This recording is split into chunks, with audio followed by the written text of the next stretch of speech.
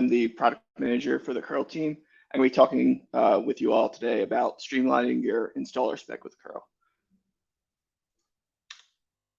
So some of you may have heard of the opinionated spec, and what this is this is Replicated's, the goal of this is for Replicated to develop more opinionated set of add-ons with kURL.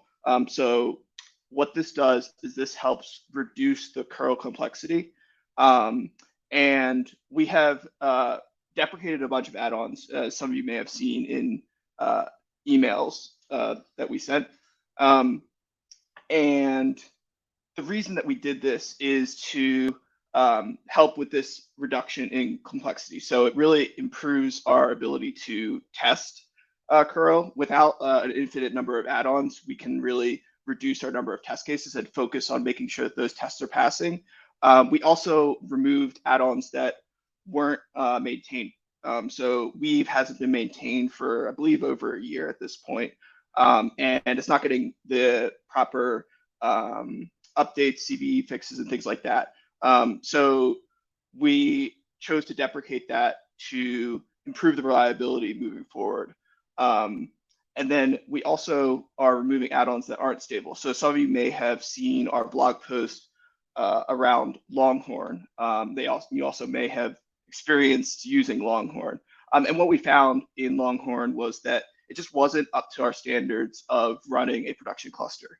I will link this blog post in the comments here, so you can check that out at a later time.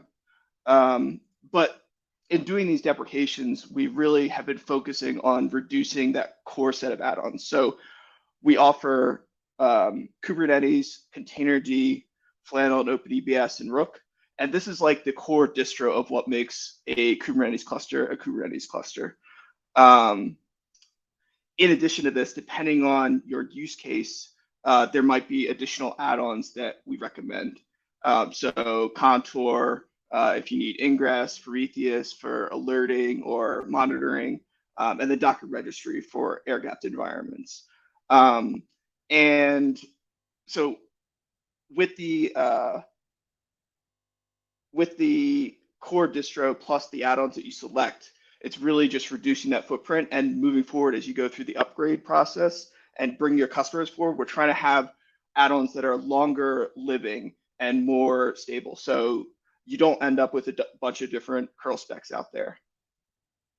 Speaking of a bunch of different kURL specs, we're really pushing with this opinionated spec to support every migration path that might exist out there with your customers. So we've been adding tons of different migrations from older versions of add-ons, add-ons that we've deprecated, just pretty much trying to make sure that there's not any customers out there with older kURL specs that are getting left behind. So we now support Longhorn to OpenEBS and Rook. And I mentioned that blog post. If you read in there, there's a little bit more details on that and links to documentation on doing that. We support upgrades from Rook 104, which is a really old Rook version, to the latest version of Rook 111. And we'll continue to support those upgrades moving forward. One thing to note with these upgrades with Rook is that it requires a block storage device. So if you are moving your customers up through to a later version of Rook, they are going to have to add block storage. And the details of that can be found in our documentation. We also now support a Weave to Flannel migration. So Flannel is the CNI that we've chosen to move forward with. And we support a migration for both single node and multi-node. We also now support any number of Kubernetes version migrations. So this will work in both air-gapped and non-air-gapped environments, but you no longer are limited to 2 Kubernetes versions. You can move from 118 to 127 if you want. That's provided that your application supports that on the Kubernetes manifest side, and you don't need to make any changes. If there are removals, as opposed to deprecations, if there are removals of the APIs that you're using, you might have to jump through to a specific Kubernetes version with your application and then change your manifests. But I would encourage you to talk to your account team to kind of figure out if that's the right decision for you. Then we support 2 containerd version jumps to help get customers up to a later version of that. And then we also support moving from Docker to containerd.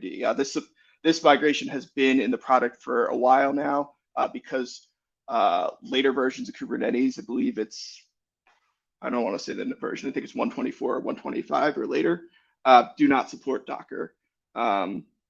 So this migration will be required for customers who are moving to those later versions. One big feature that we've really been working on over the last couple of weeks is having the ability to move customers who are on single node to a multi-node cluster with either HA or non-HA storage without having to have different specs. So prior to this, you would have to potentially have a set of channels for customers who are using OpenEBS or a set of channels for customers who are using Rook, and they might be different, have to be maintained differently. This also caused issues with having customers who wanted to maybe scale up their clusters. So if they started with a single node and they wanted to move to a multi-node, they would have to change their spec, and it was quite complicated. So we have worked on this feature, and we are releasing this next week. And what this allows you to do is you are now able to move customers who are on single node kURL instances to multi-node. So they can either be moved to Rook when they move to multi-node, or they can stay on OpenEBS, depending on what your spec says.